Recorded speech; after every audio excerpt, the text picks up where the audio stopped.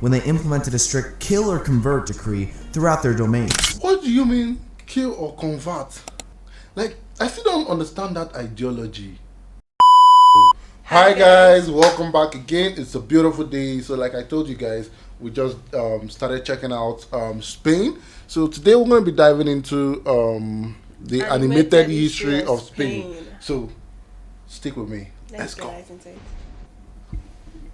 Spain, a land marred by the scars of its past, a land almost synonymous with empire, having been under the yoke of so many foreign rulers that even they began to lose count. A land whose very own empire would stand the test of time and dramatically change the course of Mesoamerican history, and yet somehow managed to avoid two world wars. All this and more in Spain.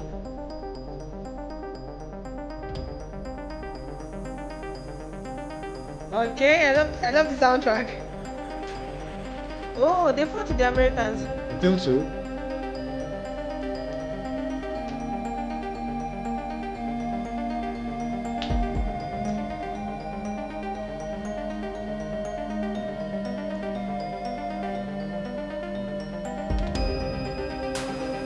So, you probably heard that Spain was part of the Roman Empire, but before they arrived, the Iberian Peninsula already had several thriving civilizations, most of whom were thoroughly supplanted by Indo-European Celts, who had migrated south from France.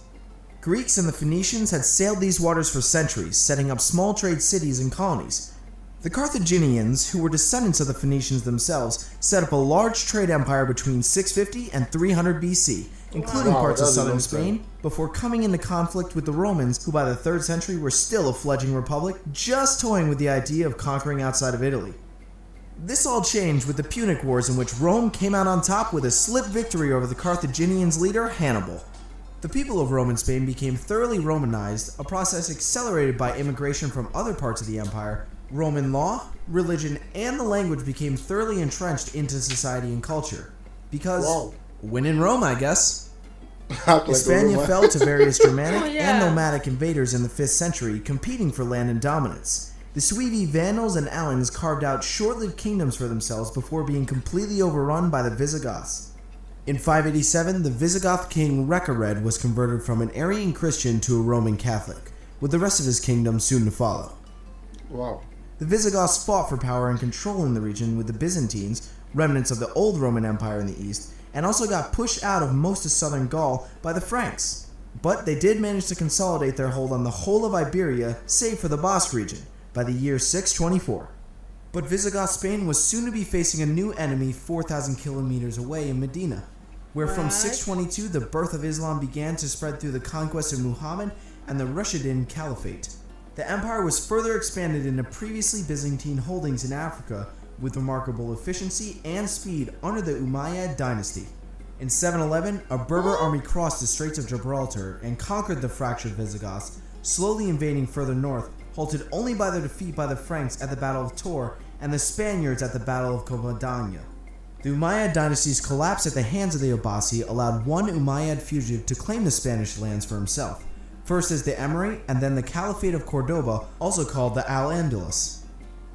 It is around the 8 and 900s that a centuries-long process called the Reconquista began, in which Spanish Christians warred against the Muslims with the goal of driving them out of Spain.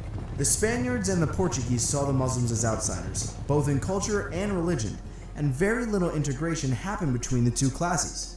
The Reconquistas saw the Christian domains in the north increase in size and the southern Muslim kingdoms fracture into the Taifa state, until the Almohads united them again in the 12th century. The Almohads put what would be the last nail in Muslim Spain's coffin when they implemented a strict kill or convert decree throughout their domains, causing a mass exodus of Jews and Christians. What do you mean, kill or convert? Like, I still don't understand that ideology. I didn't even know there was a time in history where the Muslims were dominant in Europe. There was. You remember that history we checked that they say France actually halted their progression into Europe. True. And if France had not halted that progression, they would have conquered the whole of Europe. Wow. Okay. That's a sensitive one. Oh wow. This is new. from Cordoba into the northern Christian kingdoms. A crusade was led against the Almohads from 1212 to 1250 by an alliance of Spanish kingdoms driving the Moors to a land known as the Granada. Castile and Aragon, two of the most powerful kingdoms in Hispaniola, united with the marriage of Ferdinand and Isabel to create the Kingdom of Spain, which also conquered the last remnant of Muslim Granada and the Basque Kingdom of Navarre.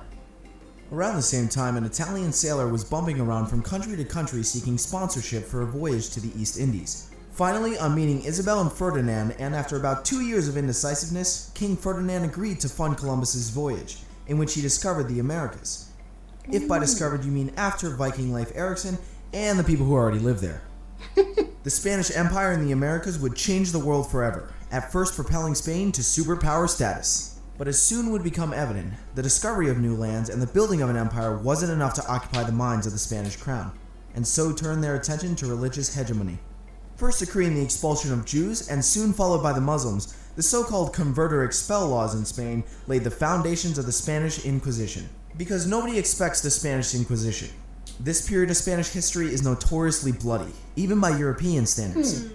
The Habsburgs had cemented their claim on Spain as soon as they could by marrying into the Spanish family. Wow. The Habsburgs ruled over large swaths of Europe in a concerted and somewhat neurotic attempt to keep inheritance within the family, and they were notorious for their high degree of inbreeding. Habsburg Spain was also a political failure, drowning in inflation from an influx of American raw materials.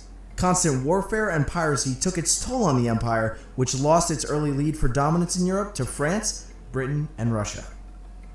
The Habsburgs lost their hold on Spain after the War of Spanish Succession, in which a French house, the House of Bourbon, took over the Spanish crown. During the Napoleonic Wars in the 19th century, the Spanish army found themselves ill-prepared, as they had funneled their entire war treasury into preparation for a naval engagement with Britain, its main economic rival. The Spanish army was so soundly defeated by Napoleon that in the end they amounted to nothing more than unorganized skirmishes and guerrilla warfare. Napoleon briefly had his brother crowned King of Spain, but with his defeat in 1813 the monarchy was restored, with rejection of the first Spanish constitution.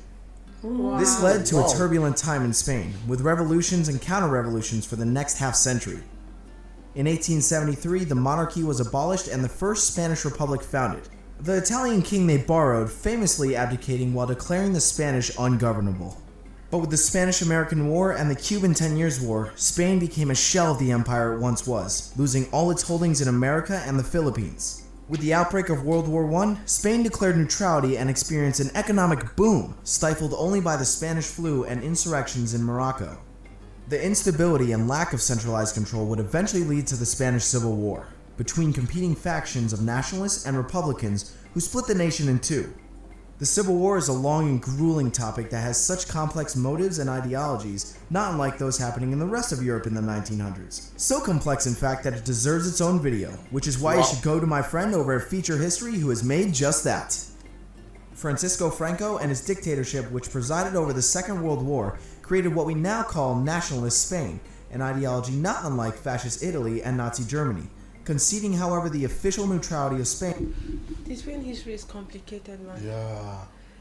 You just fight. From the beginning to where it's heading to, it has been war all along. I'm actually shocked that when they say, World War One, right?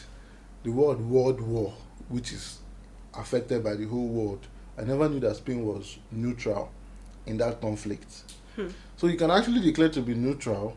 So when someone declares to be neutral, does that mean that maybe nations will not invade the country? Because if I remember that time, the Nazis were actually trying to conquer the whole world. So does that mean that the Nazi will be like, oh, since you say you're neutral? I think it's getting to the Nazi part of it. Wow. But right. Yeah, it's war, bloody. It's bloody, in essence. It has Shivering. been bloody. During the war. With his death in 1975, he decreed the restoration of the monarchy with full autocratic powers, but was marred in King Juan Carlos's decision to seek a constitutional monarchy for the kingdom. Spain joined the European Union in 1986, which helped stabilize the economy and industry in the new government. The boom in tourism and economic growth in Spain were unprecedented at one point, becoming Europe's fourth largest economy. This came to a grinding halt with the 2008 global recession, which saw a property bubble burst in Spain in particular, creating a devastating long-term economic hardship. Spain also currently has a few other issues on its plate, including a secessionist movement in Catalonia, a historically distinct culture region on the southeast, and the European migrant crisis beginning in 2015. But modern Spain is still a haven of tourism, with millions visiting each year, as well as an important political entity in Western Europe, working hard for industrial growth and slowly healing the wounds of its recent history. Thank you so much for watching, everyone. Firstly, I want to thank Future History for collaborating with me on this one. We've had This is deep. This is bloody. Woo! I think it's one of the most bloody history I've had, because it has been fights, even the caliphate, the Black Yeah. it has been war from the beginning to the end. I didn't even know that they were once conquered by the caliphates and everything like that. But so we recently just checked out a video from Spain where they took the cross, and the crucifix, all. yeah. So it I think Christianity still Yeah. You see, it still prevails in Spanish. it's very strong there because they were literally given the option of convert or die, and they fought. They stood their ground. It's crazy, man. And I'm very sure that they were outnumbered. Obviously. Seeing the fact that they were even conquered in that process, they were outnumbered, but yet they did not allow that number to deter their determination and their efforts. It's quite impressive. I love this. And their history was quite bloody. No, not quite. It's very bloody. Thank you guys for sticking around to this part. Don't forget to like, subscribe, and comment on the video. Please, more videos. I want to learn more. This is just the tip of the iceberg. I think we'll check out videos, history, particularly to all Yeah. of those events he mentioned. In the video. Exactly. Alright, guys. See you guys on the next one. For now, remember, blessed and what? Bye, guys.